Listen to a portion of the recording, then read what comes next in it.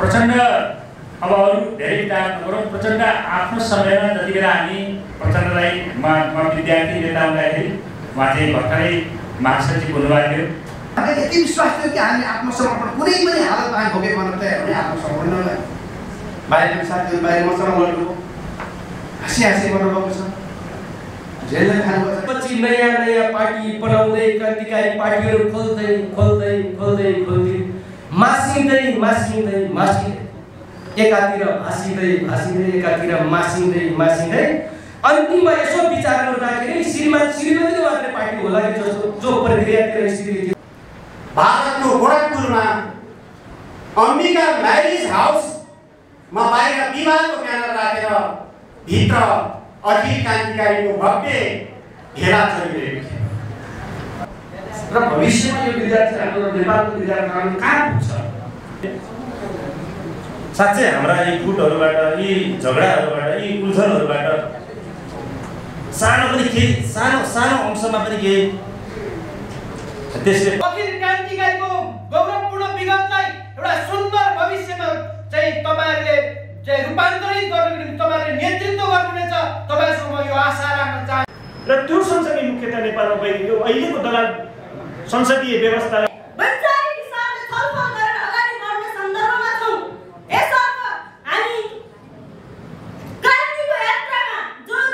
हुन्थ्यो। विवादकै बिचबाट निस्केर माओ गर्नुभएको थियो। विवादभित्रैबाट उहाँले विकास गर्नुभयो, पछि पार्टी एकता भयो, त्यहाँ पनि विवादको बिचबाट गर्नुभयो। तर मुख्य कुरा के थियो भन्दाखेरि यी सबै कुराहरूमा म भन्दैछु कि अहिले हामीले प्रचण्डकै नेतृत्वमा जनयुद्धको घोषणा गऱ्यौँ। त्यो शङ्खनाद, त्यो एउटा ऐतिहासिक दिन अर्थात् त्यो ऐतिहासिक कालखण्ड 10 वर्षको महान जनयुद्ध, त्यो जति समय बित्दै जान्छ त्यति नै सुनका अक्षर जस्तै चम्किला बन्दै जान्छ ती इतिहासहरू। त्यो कसैले मेट्न मिल्न सकिँदैन। मलाई सम्झना आउँछ गोन्जालो आफै विवादरहित हुनुहुन्थ्यो।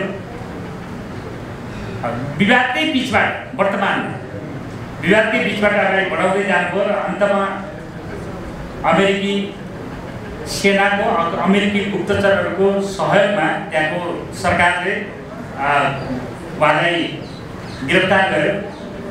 गोन्जालो मिरियाहरूलाई गिरफ्तार पर्नुभयो 4-5 नेताहरूले एक ठाउँबाट। र गोन्जालोले त्यति बेला भन्नुभएको थियो हाम्रो इतिहास हाम्रो निधारमा लेखिएको छ, यसलाई कसैले मेटाउन सक्दैन।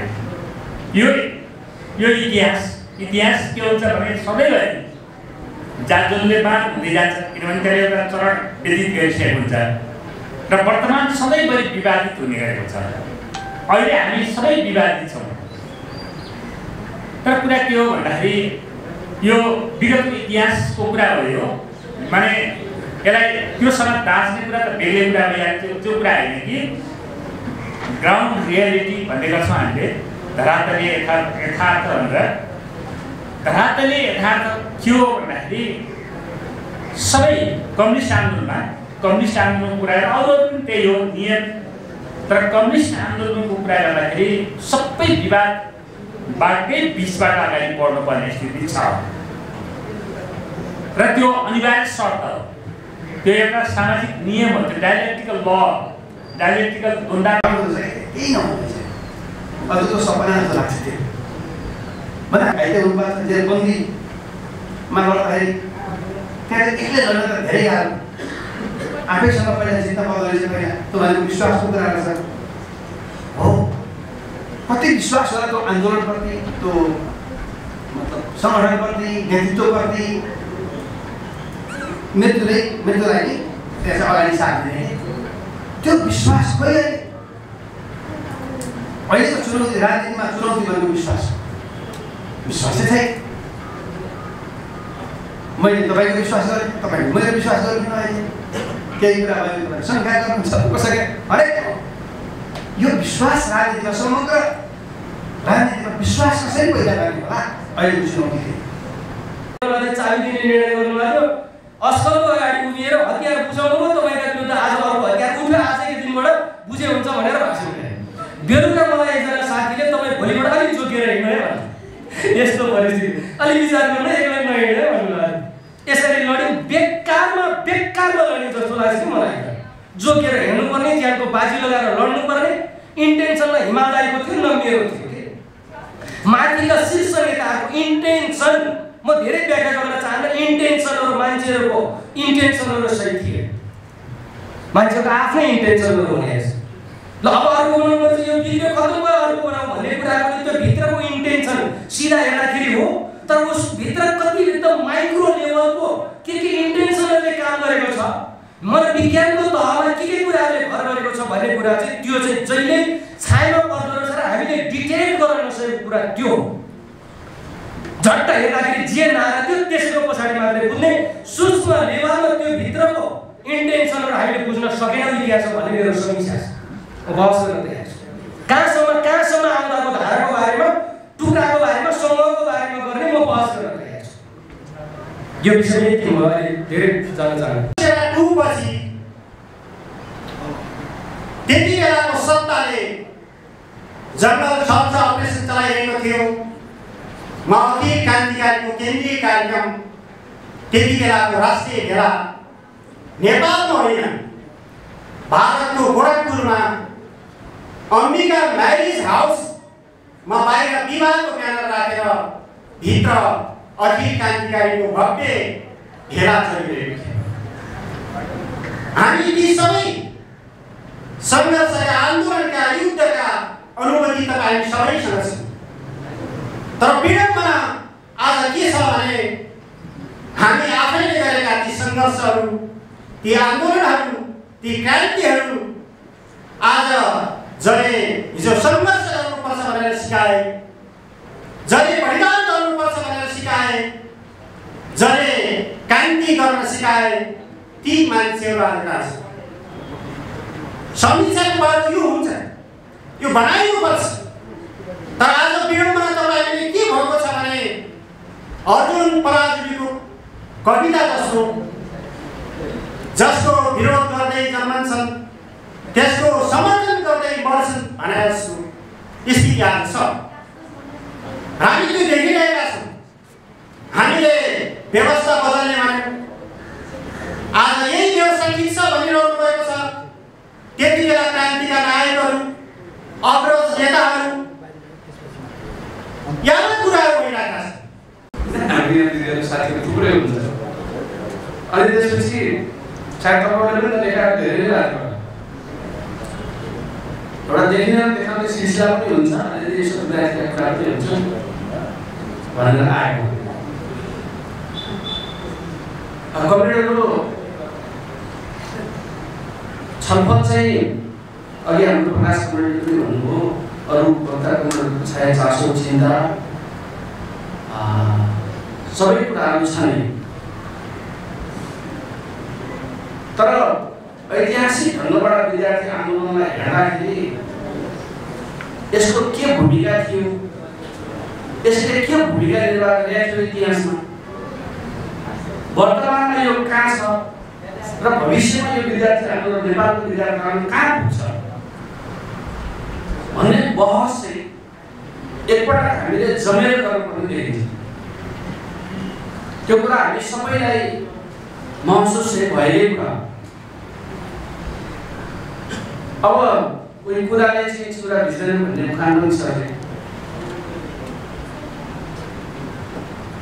एउटा माओवादी आन्दोलनमा के भएछ भने पुरा गर्न चाहिँ नेतृत्व गर्न सक्छु कसैले पनि तपाईँहरूले चाहिँ यता नेतृत्व गरेर नसोच्नु होला यस्तो भावमा उहाँले भावमा आफ्नो कुरा राख्नु र अर्कोतर्फ राजावादीहरूको आन्दोलन पनि म देख्छु होइन राजतन्त्र तपाईँको चाहिँ फेरि पुनर्स्थापना हुनुपर्छ भन्ने लगाएका छन् पछिल्लो क्रान्तिकारी आन्दोलनहरू पनि हामी देखिरहेकै छौँ सडकमा छौँ हामी सबै ठाउँहरूमा छौँ यसरी हेर्दाखेरि आन्दोलनको तपाईँको चाहिँ वर्गका मुद्दाहरूको चाहिँ अलिक विद्रूपीकरण भएको म देख्छु त्यसो त मेरो अनुरोध छ हामी जुन सन्दर्भमा जे अभिष्टका साथ छुट्यौँ फुट्यौँ अथवा जाँदा छौँ यहाँ अहिले कसैलाई दोषारोपण गर्ने विषय छैन तर के हाम्रो वर्गका मान्छेले साँच्चै हाम्रा यी फुटहरूबाट, यी झगडाहरूबाट, यी उल्झनहरूबाट सानो पनि केही सानो अंशमा पनि केही त्यसले प्रभाव पारेको छ या अरू? उहाँसँगै चाहिँ उभिएर सम्मान लिने एउटा अवसर प्राप्त गरेको छु। त्यस्तै म पहिलोपटक जिल्ला अध्यक्ष हुँदा प्रमुख अतिथि हुनुहुन्थ्यो सरकार साई। म दोस्रो पटक फेरि अध्यक्ष भएँ। दोस्रो पटक अध्यक्ष हुँदा अतिथि हुनुहुन्थ्यो हाम्रो पूर्णबहादुर सिंह। म केन्द्रीय सदस्यमा निर्वाचित हुँदा उहाँ केन्द्रीय अध्यक्ष हुनुहुन्थ्यो। म केन्द्रीय सदस्यमा निर्वाचित हुँदा केन्द्रीय महासचिव हुनुहुन्थ्यो दिपेन्द्र दाई। त्यस्तै हामीले पोखरामा 22औं राष्ट्रिय सम्मेलन सम्पन्न गऱ्यौँ। हामी चाहिँ चिरञ्जीवी कमरेड यहाँ हुनुहुन्न, चिरञ्जीवी कमरेडको बारेमा पनि भन्नुपर्ने थियो। म 22औं राष्ट्रिय सम्मेलनमा म महासचिवमा निर्वाचित भएँ। अध्यक्ष हुनुहुन्थ्यो प्रकाश राई। उहाँहरू सबैलाई उहाँसँगै उभिएर मलाई जुन सम्मान लिने अवसर प्रदान गर्नुभयो, म यो हाम्रो गौरवशाली सङ्गठन अखिल क्रान्तिकारीलाई म हृदयबाटै आभार धन्यवाद व्यक्त गर्न चाहन्छु।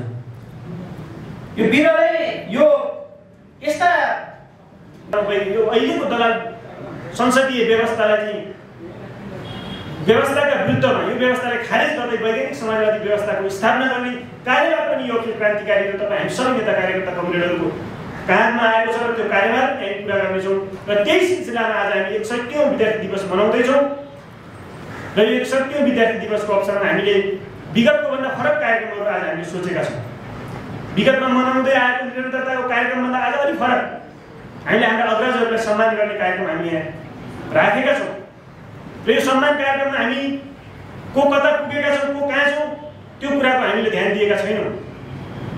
हामी जसरी क्रान्तिकारी आन्दोलनमा निरन्तर प्रचण्ड हुँदै यहाँसम्म आउँदाखेरि जसरी हामीले क्रान्तिको बाटो रोज्यौँ, जसरी हामीले विद्रोहको बाटो रोज्यौँ, र त्यो बाटो रोज्दै गर्दाखेरि फेरि हामी कोही पछाडि फर्क्यौँ, कोही निरन्तर अगाडि बढिराखेका छौँ, कोही कतै छौँ। जहाँसुकै भए पनि हामीले हाम्रा अग्रजहरूलाई हामीले सम्मान गर्ने भन्ने उद्देश्य चाहिँ आजको यो कार्यक्रम हामीले यहाँ चाहिँ आयोजना गरेका छौँ। यो कार्यक्रममा अरू थुप्रै विषयहरू हाम्रा यहाँ छन्। हामीले जुन जुन व्यक्तिहरूलाई हामीले सम्मान गर्न खोजेका छौँ, त्यहाँ हाम्रा सबैका चाहिँ आफ्ना चाहिँ विचारहरू छन्, आफ्ना लाइनहरू छन्, पोलिटिकल विचारहरू लाइनहरू सबैका फरक छन्। तर हामी ती सबै विषयहरूलाई एकचोटि थाती राख्दै हामीले यो कार्यक्रमलाई विशुद्ध उहाँहरूलाई सम्मान गर्ने र सम्मान मात्र होइन, आज नेपालको विद्यार्थी आन्दोलनमा विद्यार्थीको मात्रै कुरा गर्ने नेपालको विद्यार्थी आन्दोलनमा पनि एउटा नयाँ खालको क्रान्तिकारी एकताको आवश्यकता छ। त्यो सन्देश पनि हामीले दिन खोजिराखेका छौँ। आज नेपालको क्रान्तिकारी विद्यार्थी आन्दोलन मात्र होइन, नेपालको क्रान्तिकारी कम्युनिस्ट आन्दोलनमा फेरि एउटा नयाँ एकताको आवश्यकता छ, नयाँ ध्रुवीकरणको आवश्यकता परेको छ। त्यसो भएको हुनाले हामी हाम्रा विचारहरूको मन्थन पनि गर्ने कुरा हुने भइहाल्छ नि। र त्यो सँगसँगै आज जसरी चाहिँ देशमा छटपट्टि छ, जसरी आज युवाहरू +2 सक्ने बित्तिकै जसरी विदेशको सपना देखिराखेका छन्, यो सबै त हामी जता गयो भने पनि सबैतिर जुन खालका छटपट्टिहरू निराशाहरू छन्, ती सबै निराशाहरू हेर्दाखेरि के लाग्छ भने यो देश आज बन्धक छ। आज